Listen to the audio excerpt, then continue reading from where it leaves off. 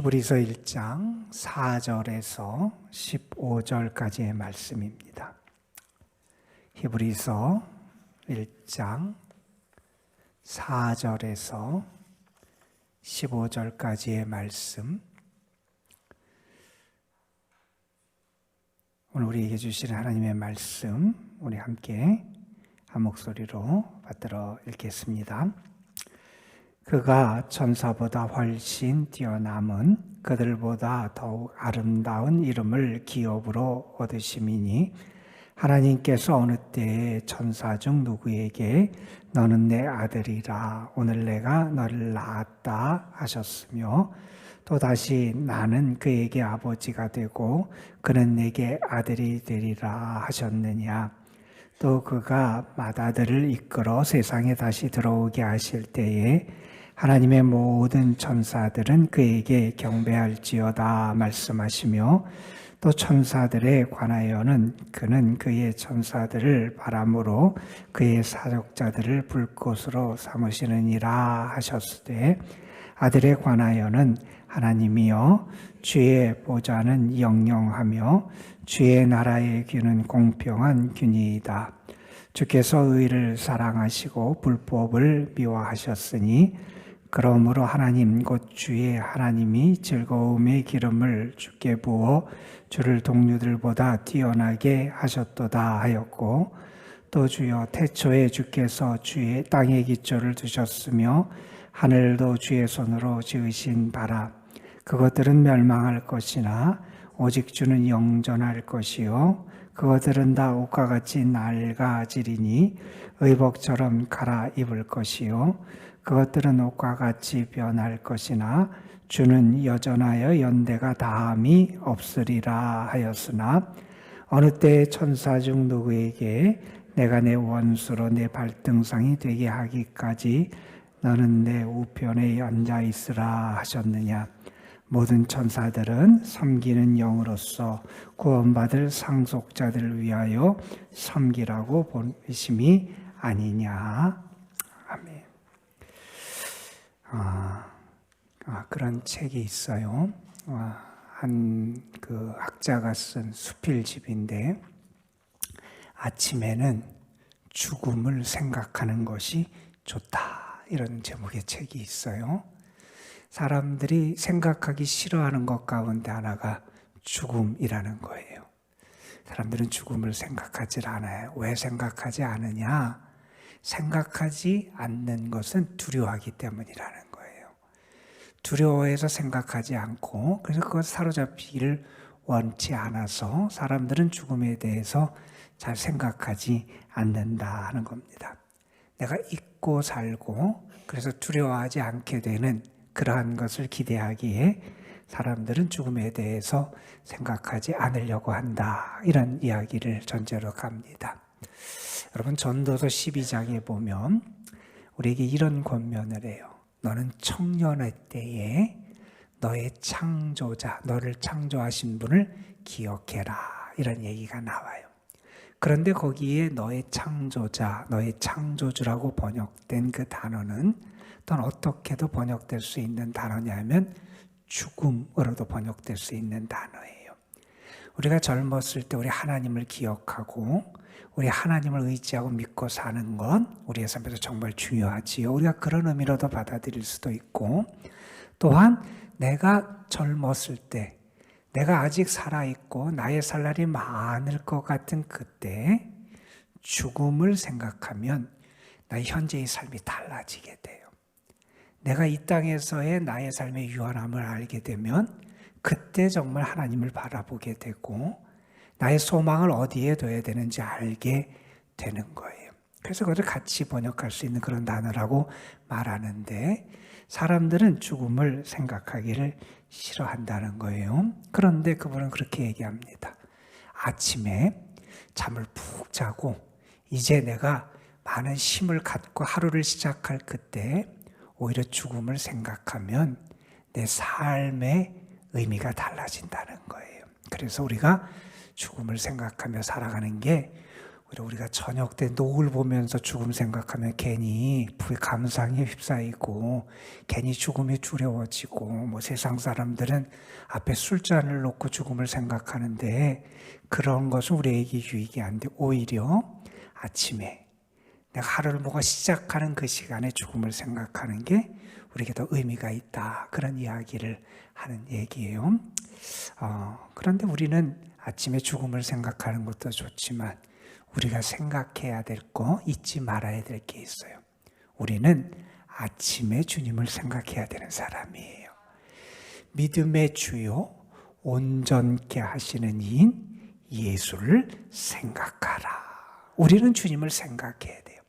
아침에 일어날 때마다, 나의 삶을 시작할 때마다 나는 주님을 기억하고 생각하며 살아야 돼요. 아주 가난한 가정에서 태어난 한 사람이 있었어요. 그는 머슴의 아들로 태어났어요. 그러니까 집이 어려웠지요. 먹을 것이 없어서 어떤 일까지 그가 겪었냐 하면 쓰레기통에 밥이 버려져 있는 걸 보고 그 밥을 주워 먹었다 그래요. 여러분, 그냥 밥이 어디에 따로 이렇게 잘 그릇에 담겨서 남아있는 밥이 아니라 쓰레기통에 버려진 밥인데 그 밥을 내가 주워다가 먹은 거예요. 그 삶이 얼마나 비참하고 그 가난 때문에 얼마나 큰 고통을 겪으며 살았는지 우리가 짐작할 수 있을 겁니다. 그도 아마 낙심한 때가 있었을 거예요. 왜? 나는 이렇게 굶고 빈혈에 시달리고 내 삶이 이렇게 어렵고 길가에 버려진 쓰레기통에 버려진 것을 주워 먹고 살아야 되는가. 아마 실망하고 낙심한 때도 있었을 거예요. 그런데 그분이 젊을 때 신앙을 가졌어요. 신앙을 가지면서 그가 이런 생각을 하게 됐대요. 내가 이런 어려움을 겪는 것은 주님이 나를 쓰시려고 한다 하는 생각을 하게 됐대요.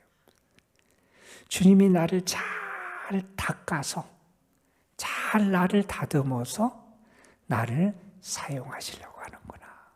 그런 생각을 갖게 됐대요. 여러분, 세상을 바라보고 나의 환경을 바라보면 낙심하고 실망할 일이 많아요. 여러분, 어제도 말씀드렸지만 히브리서를 읽는 독자들의 상황 밖에 핍박, 환란이 다가오는 때였어요. 그들이 가진 신앙에서 이탈하고 때로는 그들이 배교할 수 있는 그러한 위험이 그들 속에 찾아온 때였어요. 세상에서 우리를 흔드는 게 많아요. 그때 우리가 세상을 보고 다른 사물을 보고 혹은 내 자신을 바라보면 낙심하고 실망할 수밖에 없다는 거예요. 그때 우리는 누굴 바라봐야 되냐? 주님을 바라봐야 돼요. 주님을 바라보고요. 주님을 묵상하고요. 주님을 생각하고요. 그러다 보면 주님에 대한 나의 믿음이 살아나게 되고요.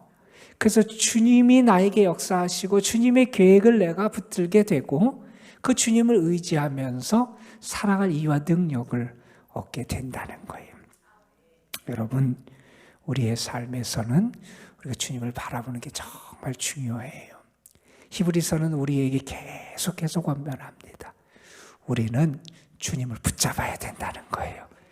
우리는 주님 편에 서야 된다는 거예요. 주님에 대한 바른 믿음의 고백이 살아 있어야 우리가 흔들리지 아니하고 우리의 삶의 자리를 지켜나가면서 승리하는 믿음의 용사가 될 수 있다는 겁니다. 어제 우리는 히브리서 1장 말씀을 1절부터 3절 말씀을 통해서 예수님에 대한 그런 아주 그 분명한 진술을 살펴봤어요. 예수님은 누구냐? 하나님의 온전한 계시의 완성자라는 거예요. 하나님께서 마지막 때 우리에게 결정적으로 하나님의 뜻을 나타내 주신 분이 예수님이시다 하는 거예요. 예수님은 누구냐? 우리에게 하나님을 가장 잘 보여주시는 분이 예수님이라는 거예요. 하나님의 영광의 광채시고요. 우리에게 하나님의 본질에 하나님을 우리에게 분명하게 보여주시는 분이 예수님이시라는 거예요. 그분은 어떤 역사를 하시느냐? 그분은 만물을 지탱하고 붙들고 계시는 능력의 말씀으로 이 세상을 붙들고 우리를 붙잡아 주시는 분이 주님이시고요. 그분은 우리의 죄를 씻어 정케 하시는 분이 그 주님이시고요. 그분은 하나님의 보좌 우편에 앉으셔서 다스리시고 통치하시는 분이 그 주님이시다 하는 것을 우리에게 선언적으로 말씀해 줬어요. 자, 그 다음 오늘 1장 4절 이하의 말씀에서 우리에게 어떤 이야기를 하냐면 이런 얘기를 해요. 예수님은 정말 우월하시고 뛰어나신 분인데 그 당시 사람들 중에 아주 귀한 영적인 존재라고 여기는 대표적인 천사들, 그 천사들보다 예수님은 우월하신 분이다 이런 얘기를 해요. 히브리서를 읽다 보면 예수님의 우월성, 예수님이 뛰어나시다라는 것을 비교해서 설명하는데 그 대표적인 게 여기 등장하는 천사들과 예수님을 비교하고요. 그 다음에 나중에 모세와 예수님을 비교해요. 이스라엘에게서 아주 결정적인 아주 중요한 인물이었던 모세라는 인물과 예수님을 비교하고요. 또한 뒷부분에 가면 무슨 얘기를 하냐면 당시 하나님과 이스라엘 백성의 중재 역할을 했던 가장 중요한 역할을 감당했던 대제사장, 그 대제사장보다 예수님은 우월하신 그런 분이다라는 것을 비교를 통해서 설명하면서, 그래서 우리는 세상에 어떤 다른 영적인 존재나 뛰어나다고 하는 생각하는 사람이나 아니면 어떤 우리가 큰 역할을 담당한다고 하는 어떤 그 어느 누구보다 우리는 그것을 바라보고 그런 사람들을 의지하는 게 아니라 우리 주님을 의지해야 되고 우리 주님을 바라보며 살아가야 한다 하는 것을 우리에게 가르쳐 주고 계세요. 이 당시에 천사를 아주 귀하게 여기던 사람들이 있었던 것 같아요. 오늘 말씀에도 보면 이 천상의 존재인 천사들이 어떤 능력을 가지고 있고 그들이 신비한 존재다 이렇게 생각하는 사람들이 있었던 것 같아요. 물론 성경을 봐도 그렇고요. 우리 유대의 전승을 봐도 그렇고 천사는 사람들보다는 상당히 뛰어난 그런 모습으로 등장을 해요. 우리의 생각에도 그렇잖아요. 천사는 영적인 존재고 아주 뛰어난 능력을 가지고 있다 우리가 생각을 해요. 그래서 사람들 가운데 그 영적인 존재인 천사를 귀하게 여기고 심지어 천사를 숭배하고 경배하는 그런 사람들이 있었다는 거예요. 그 천사들에게 어떤 역할을 사람들이 기대했느냐?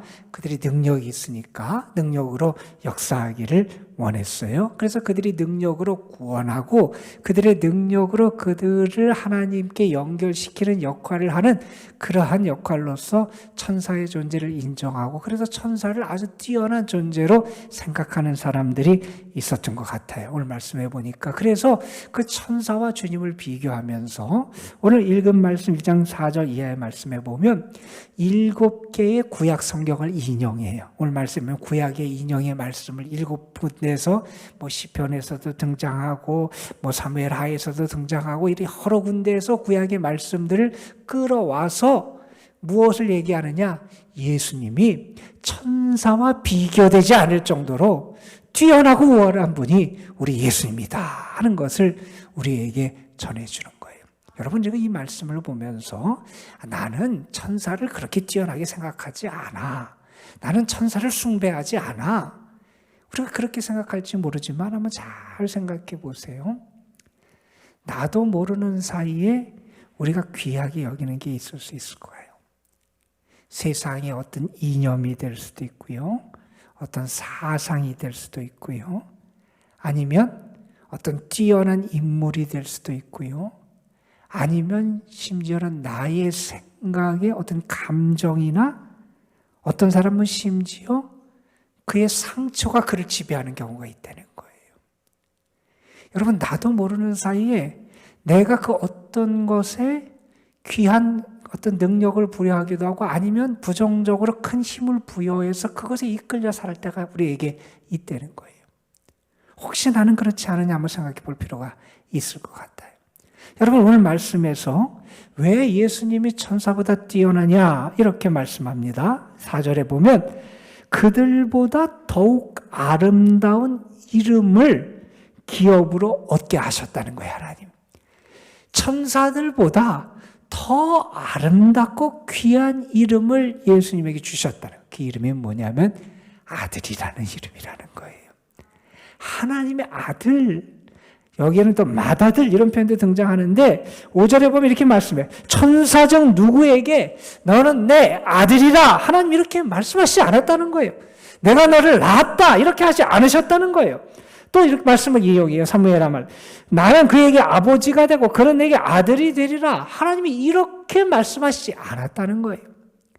예수님은 하나님의 아들이 되신다. 이게 존귀한 이름이고 이게 아름다운 이름이라는 거예요. 예수님은 이러한 아름다운 이름, 존귀한 이름을 가지신 분, 하나님의 아들이시다 하는 거예요. 그러면 천사는 뭐냐? 6절, 7절에서 이렇게 얘기합니다. 천사는 그 아들을 경배하는 존재라는 거예요. 천사는 그가 아무리 영적으로 뛰어나고 세상 사람들 볼 때 대단한 힘을 가진 것처럼 여겨질지라도 그 아들, 맏아들 대신에 예수님에게 비교하면 그 예수님을 경배하고 섬기는 게 그 천사라는 거예요. 여러분, 어떤 사람은 돈이 대단한 것처럼 여기며 살아갑니다. 여러분, 그 돈이 대단한 게 아니잖아요. 그런데 그 돈에게 큰 힘을 부여하는 사람이 있어요. 그 돈도 결국 우리가 주님을 위해서 선한 주님의 영광을 위해서 사용하는 도구가 되지 않냐는 거예요. 천사는 주님을 경배하고 섬기는 존재라는 거예요. 그 천사는 하나님께서 그 천사들을 그의 바람으로 사용하신다. 불꽃으로 사용하신다. 바람과 불꽃, 맹렬한 것 같아요. 강한 것 같아요. 그런데 사라지는 존재예요. 자, 천사들은 그렇다는 거예요. 그런데 거기에 그것이 뭐 대단한 것처럼 우리가 그것을 여기고 그것을 붙잡고 살아서는 안 된다는 거죠. 그러면서 오늘 말씀 8절부터 예 말씀해 보면 12절까지 계속 이런 말씀을 해요. 그런데 그 아들 되시는 우리 예수 그리스도, 하나님의 아들은 어떤 분이냐? 영원하신 분이라는 거예요. 영원하신 분이라는 거예요. 여러분, 좀 전에 우리가 같이 80장 찬송을 불렀어요. 천지에 있는 이름 중 귀하고 높은 이름, 주 나시기 전 지으신 구주의 이름 예수. 또 3절에 이런 가사가 있어요. 지금도 살아계셔서 언제나 하시는, 지금도 살아계신 분이에요. 4절에 보면 이런 말씀, 주 예수께서 영원히 어제나 오늘이나 그 이름으로 우리에게 참 복을 내리신다. 주님은 영원하신 분이라는 거예요. 오늘 말씀에서 우리에게 말씀합니다. 주님이 어떻게 영원하시냐? 주의 보좌가 영영하고 그의 나라의 규가 공평한 규고, 이 구약의 말씀을 계속 인용하는 겁니다. 9절에 보면 주께서 의를 사랑하시고 불법을 미워하셨으니 하나님과 주의 하나님이 즐거움의 기름을 주께 부어 뛰어나게 하셨다는 거예요. 주님은 영원하신 통치를 하시고 그 보좌가 영원하시고 주의 의로 통치하셔서 뛰어난 분이시고, 그리고 땅의 기초를 태초부터 주신 분이시고 세상을 창조하신 분이시고, 11절에 보면 오직 주는 영존하시고 세상의 모든 것은 다 옷같이 낡아지고 의복처럼 다 갈아입는 존재가 되는 게 세상의 것인데, 우리 주님은 여전하고 그의 연대가 다함이 없습니다. 여러분, 주님은 영원하신 분이라는 거예요. 우리가 사라지고 없어질 세상이 어떤 것이든지, 아니면 우리가 뛰어나고 대단하게 생각하는 그 무엇도 다 사라지고 그것이 다 없어질 것이고 의복까지 낡아질 것이지만, 우리 주님은 영원하신 분이고 주의 나라는 영원하고 주의 역사는 영원하고 주의 사랑은 영원하고 주의 구원은 영원하고, 우리가 그 영원하신 주님을 바라보고 믿고 살아갈 수 있어야 한다는 겁니다. 여러분, 어디에 여러분의 인생에 그 삶의 기초를 세우고 계십니까? 혹시 사라지고 없어질 것, 흔들리고 없어질 곳에 여러분의 인생의 기초를 혹시 세우고 있지는 않습니까? 모래 위에 세우는 인생은 어리석은 인생이라 그랬어요. 흔들리지 않는 반석, 영원한 반석, 영원히 우리와 함께 하시는 그 주님, 내가 그 주님 위에 내 인생을 세워야 되지 않겠냐는 거예요. 주님을 믿되 주님의 통치가 영원하고 주의 나라가 영원하고 주의 구원의 역사가 영원하고 주님은 영원히 우리와 함께 하시고 영원히 우리를 사랑하시고 영원히 나를 인도하시는 그 위대하신 분으로 주님을 믿고 고백할 수 있어야 되지 않겠냐는 거예요. 왜 자꾸 다른 데를 기웃고 다른 것을 붙잡고 다른 것을 숭배하고 다른 것을 따라가고 다른 것에 소망을 두고 살아가냐는 거예요. 여러분이 주님을 바라볼 수 있게 될 간절히 소망합니다. 우리가 주님을 바라보고 주께 소망을 두고 살아가는 그 길에 참된 행복이 있다는 거예요. 우리 주님 어떤 분이냐? 하나님의 아들 되시는 분이라는 거예요. 세상의 그 어떤 존재도, 우리가 대단하게 생각하는 그 존재도 그 주님을 섬기는 종이고요. 그 주님을 경배해야 되는 그런 게 이 세상의 존재들이라는 거예요. 이 세상의 그 어떤 것도 다 사라지고 없어져요. 그러나 우리 주님은 영원하시다. 우리의 통치는, 주님의 통치는 영원하시다. 하나님의 우편에 앉아 계셔서 영원히 다스리시고 인도하시는 분이 우리 주님이시다 하는 사실이에요. 여러분 오늘 14절에 보면 그런 말씀을 여기 덧붙여요. 모든 천사들은 섬기는 영으로서 구원받을 상속자들을 위하여 섬기라고 보내심이 아니냐 이런 말씀이 있어요. 우리가 이 사람들이 대단하게 생각했던 천사들조차도 구원받는 자들을 섬기라고 보낸 존재라는 거예요. 여러분 이 세상의 것 우리가 섬길 대상이 아니라는 거예요. 하나님이 우리에게 하나님의 은혜를 누리고 하나님께서 우리를 그것들을 통해서 돕고 사용되도록 하나님이 주신 축복의 도구라는 거예요. 우리가 그것에 소망을 두는 것이 아니라 주님께 소망을 두고 그 영원하신 주님의 나라와 역사를 바라보며 살아가는 사람, 바로 여러분이 되시기를 주님의 이름으로 축복합니다. 여러분 오늘도 예수님은 영원하신 분이에요. 그 통치와 역사가 영원하세요. 나는 그 영원하신 주님 위에 내 인생, 내 가정, 내 삶, 나의 미래, 우리의 자녀들의 삶을 세워갑니다. 그런 고백이 여러분에게 다시 나타나기를 주님의 이름으로 축원합니다. 기도하시겠습니다. 감사헌금 김아래 권사, 양재홍 장모님 권사 가정, 권승금 집사님 앞에 드렸습니다. 아버지 하나님, 우리가 예수 그리스도를 바라볼 수 있는 믿음 갖게 하여 주시고 우리의 삶을 참된 반석이 되시는 주님 위에 세워갈 수 있도록 인도하여 주옵소서. 주님은 세상 그 어떠한 존재보다 뛰어난 분이고 세상 사람들이 대단한 영적인 존재라고 생각하는 천사들보다 우월하신 분이 우리 주님이시라고 가르쳐주고 있습니다. 주님의 역사는 영원하고 주님의 하나님의 아들이신 우리의 참 구주가 되심을 계속해서 우리에게 가르쳐주고 있습니다. 아버지 하나님, 우리가 세상을 바라보고 우리 자신의 환경을 바라보고 어려운 문제들을 바라보고 낙심하고 좌절하고 흔들리는 우리가 되지 말게 하여 주시고 주님을 생각하고 영원하신 주의 나라를 바라보고 주의 역사를 믿고 영원하신 주님의 능력을 바라보며 살아갈 수 있는 저희들 되게 하여 주옵소서. 그럴 때 우리의 삶의 열매가 달라질 줄 믿습니다. 우리의 삶의 모습이 달라질 줄 믿습니다. 주님이 우리에게 베푸시는 은혜의 축복이 우리에게 분명히 이전보다 더 강하게 임할 줄로 믿습니다.